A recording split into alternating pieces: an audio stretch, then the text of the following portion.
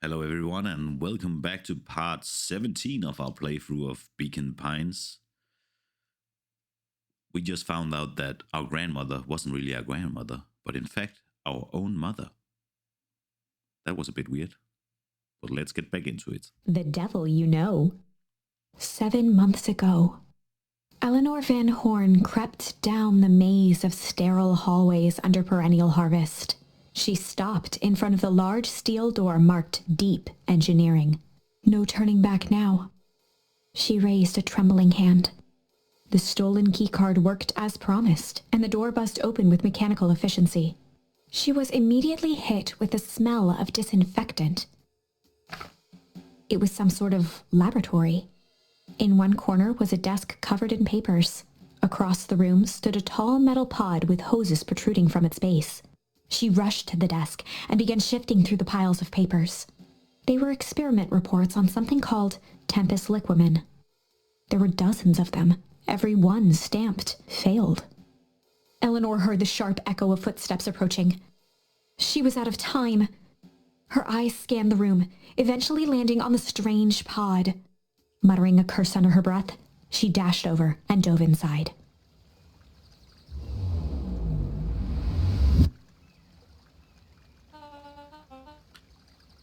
And that is what change is all about. Back at the festival. Grabbing the future by the scruff of the neck and making things happen. Change is a choice. And I'm tickled pink with that we will all be making that choice together. How great is that? This man is a liar. Excuse me. I will not. This town has a dangerous secret and perennial harvest only exists to keep it hidden. Nonsense. They picked up the whole damn town and moved it right under our noses. You aren't making any sense, dear. Mr. Kerr addressed the crowd with a sarcastic tone. Imagine such a thing. It's absurd and just plain impossible. They promised they could fix the foul harvests. They told us they would clean this place up. We just had to leave town for a few days, but while they had us evacuated, Mrs. Hartford, I'm afraid I'm going to have to ask you to. You're afraid of a lot of things, aren't you? You sniveling little worm. This is growing tiresome. A little help, please. Don't you all see? This festival is a sham. An excuse to have the whole town gather in one place. They're planning something awful. I don't know what, but these people are wicked. Don't listen to her. She has absolutely no proof. I am the proof. I'm Eleanor Van Horn. Whispers filtered through the crowd. Oh, she's Eleanor Van Horn. Well, aren't you just sneaky as the dickens? We all knew Valentine's fertilizer was too good to be true. And now this whole town is paying the price. Ladies and gentlemen, I'm so sorry about this disruption. My associates would take this obviously disturbed woman somewhere comfortable, so that she can get the help she needs. She's not the one who's disturbed. You two-timing clown. You all know there's something wrong with this town. It's just easier to look the other way. Truth is.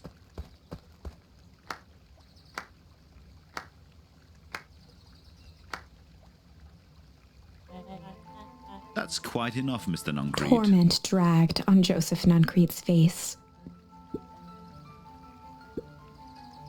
Yes, sir.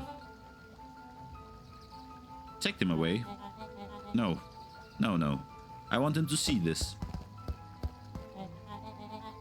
The ever-tempestuous Eleanor Van Horn. You've been quite the thorn in my side. Like a weed that's buried in where it doesn't belong. I must confess, you look dreadful. He paused for a moment, plucking a piece of fuzz from his sweater and discarding it to the ground. Consider yourself in rare company. You managed to pull one over on me. It won't happen again. I knew you had some sort of plan to disrupt our little party. But alas, I expect something a bit more impressive than incoherent rambling. No matter, your failures are yours to bear. Mr. Kerr. Yes, sir. It's a shame it was cut short, but thank you for that rousing oratory. I will take it from here. Yes, sir, of course, sir. You've done quality work for me, William. You can look forward to the recompense we agreed Kerr upon. gave a bow of deference. Founder, you are most gracious. Gasps rippled through the crowd. Thankfully, we can dispense with the formalities from here on out. Solomon pulled a glass vial from his pocket. In one smooth motion, he downed its contents. A triumphant smile grew across Solomon's lips. You can all call me Sharper Valentine. His body and face began to contort and expand as he disappeared into a belching green mist. Oh, what's going on? A hushed horror gripped the crowd. This is a story about change. What? No. So you didn't see that coming, did you? Good. Sharper examined his new hands. Well, this is quite the improvement. Everything looks so much smaller now. Eleanor was right about one thing. This festival was a ruse. I wanted you all to witness my glorious return with your own eyes. Why does everyone look so downtrodden? This is a celebration, people. Maybe it would help me if we set the mood. Mr. Kerr, be a dear and reveal the sign.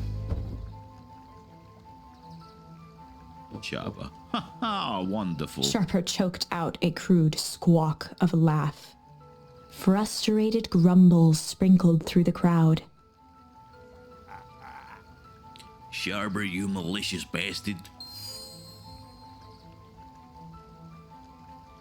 Malice. I'm glad you're back so I can tell you to your face. You destroyed this town. We ain't gonna let you get away with it again. Sorry, this is not the time for audience participation. Some assistance, Mr. Kerr. William Kerr gave a subtle nod to the clipboards. You coward. Does anyone else have something to contribute? A helpless quiet settled over the crowd. I thought so. Did you all truly believe you could be free of me? A town of complete and utter fools. You people should be celebrating my return. You're clearly lost without me. And that leads me nicely to my children. Dad?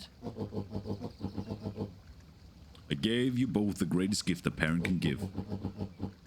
The opportunity to prove yourself in my absence. Squandered. To say I'm disappointed would be an understatement. But Silence, Augustus. An adult is speaking. I don't know which is worse. A son who is completely hopeless, or a daughter with such potential who inevitably lets me down. Arish, you failed me with admirable consistency. Thankfully, I was counting on it all this time. Father, I have been wasting time, my dear. What have you accomplished? I was focused on cementing our legacy. Legacy? Who needs a legacy when we can just live forever? But what about? It's all right, kiddo. I'm afraid you suffer from a complete lack of imagination. It's just no helping it. Now then, where is Joseph? You didn't take the opportunity to slip off, did you? Ah, there he is. Everyone should give him a hand. None of this would have been possible without Joseph. I think you said enough. Nonsense, the people deserve to know how helpful and loyal you've been. I only did what I did because he left me no choice. You always had a choice, Joseph. You were simply too weak to take it. No matter, cheer up. You're about to be rich beyond your wildest dreams. You should follow Mr. Kerr's example. When I found him, he was in a sorrier state than any of you. An aging actor, desperate to recapture his youth. He played his part, and soon he'll be able to play the leading man again. Forever, in fact, if he remains loyal.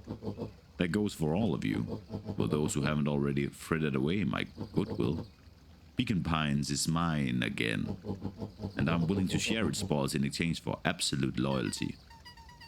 Are you saying William Kerr was never in charge of perennial harvest? You think that puffed up Guide would have accomplished all of this? Damn.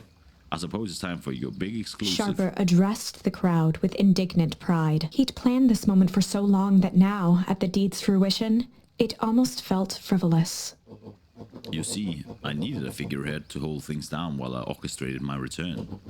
Someone to misdirect, lie, and bilk the town for a spell. So I invented William Kerr. Take your bow, you burned it. Mr. Kerr flourished a preposterously elaborate bow.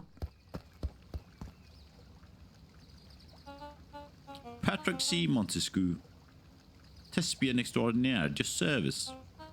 Founder, I just want to thank you again for this opportunity. I truly was the role of a lifetime. Wait, this Bill Kerr was a patsy the whole time. Now that your secret is out in the open, what to stop this town from raising up against you? Oh, that's the delicious part. Fear. Thanks to our clipboards, I know what each and every person in this town fears most. And I will make those fears manifest for anyone who steps out of line. The choice is simple. I'm not afraid of you. Haha, the young hero. I've kept a keen eye on you, boy. You and your friends made a habit of disrupting my plans. What a pity. If things could have gone a bit differently, you might have had your moment of triumph. But that's fate for you. You can't do this. Oh, but I can. I have won.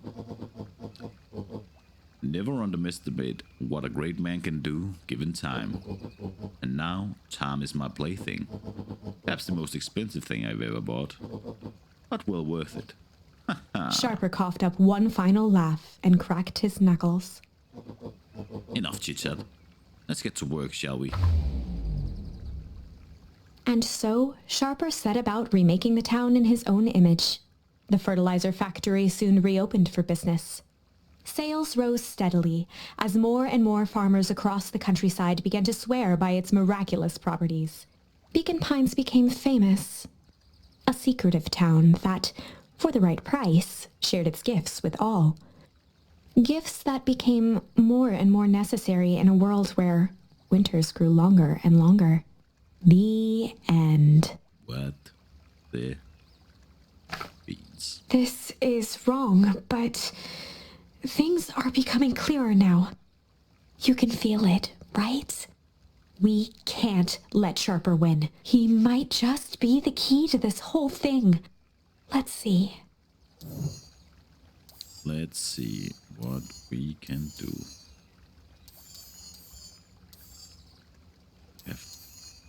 Here, shame and malice. Windows to the soul.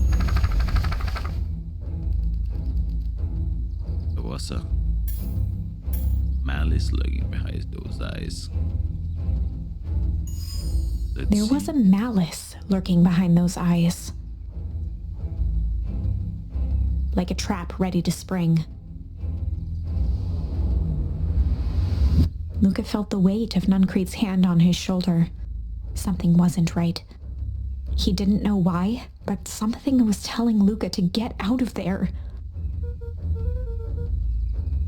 I just want this to all be over. Of course, I'm sure it will all work out soon enough. I should get going. I told Roxy I'd take a roll at the treehouse. Luca twisted free of Nuncrete's grasp. Of course. Luca, you know your dad and I were good friends back in the day. You can come to me with anything. Anything at all. Okay, see you. Bye-bye. That's the library. Let's go back to the treehouse. There he is.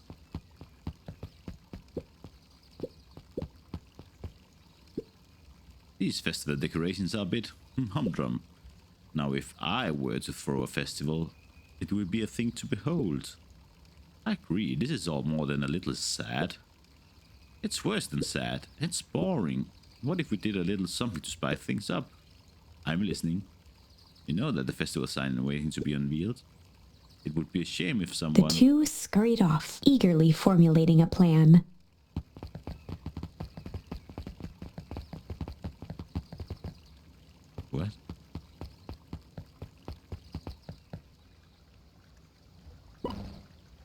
Identify yourself, please. Nelly Modeville. I work here now. I'm unable to locate you on your staff role, though I don't officially start until tomorrow. Mr. Kerr said I could come in early tonight to get a few things done. Hold, please. Clearance authorized. Thank you. Our harvest awaits. Whoa, boy. You get a wrench to the noggin sneak up on a guy like that. Don't scare a man while he's junking, sonny. Evening, Jeff. Isn't it kind of late to be junking? I might as well ask the same thing of you. Find anything good? Ever since perennial harvest moved in, even the junk is trash. You can learn a lot about a person by looking at what they throw away. With this bunch, it's all shredded paper and coffee cups. Well, I better get going. I didn't see nothing. If you didn't see nothing. See what? Exactly.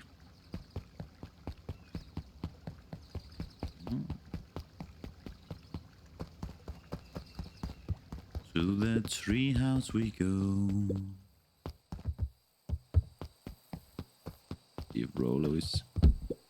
Rolo? He aired a long holler into the woods.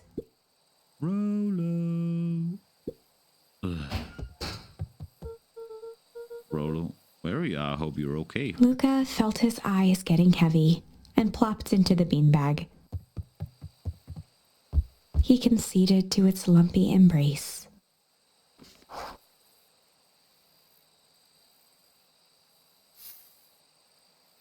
Let's see. Once again, Luca found himself in a vast black expanse. This time, he knew exactly where to go. He took a single confident step forward. The world flickered and pulsed. He found himself standing in front of the frigid air of a blazing campfire, the source. He plopped down cross-legged and gazed into the cold flame. Soon enough, the fire began to die out, popping sporadically, until all that was left was a single ember. Luca stood up and dusted himself off. He plucked the glowing ember from the cold ash, examined it, and slid it into his pocket, a keepsake. The voice of his father spoke behind him. "You made me proud, Buckaroo." Luca turned to face him. "Dad, what is this place?" A warm grin grew across his father's face. "A place where everything that has been and everything that could be all wait together." Luca found himself staring at his father's face, trying as hard as he could to memorize every single detail. Wait? For what? Another voice spoke out as Luca's doppelganger stepped forward. "That's up to you." Without knowing why, Luca began to weep. Is any of this real? Are you real?" Luca's father bent down to smudge away a tear. "Of course. I'm as real as the part of you that misses me."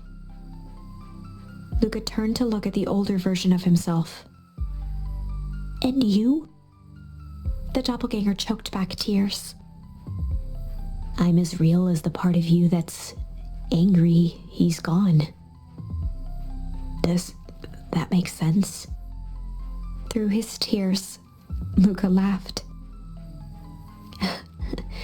"I think so." His father pulled him in for an embrace. "Time to go, Buckaroo." Time to go, Luca Buckaroo. was startled from his dream by a banging on the floor. You in there? A commanding voice rumbled from below. Just as Luca sprang to lock the entry hatch, the door knocked open. Chapter 5. And on that cliffhanger, my friends, we're gonna end the episode. So thank you for watching. Hope to see you next time and have a nice day. Bye-bye. Hey there, and thanks for watching. Please leave a like and a subscribe. I've been YoungishSpoon. See you next time.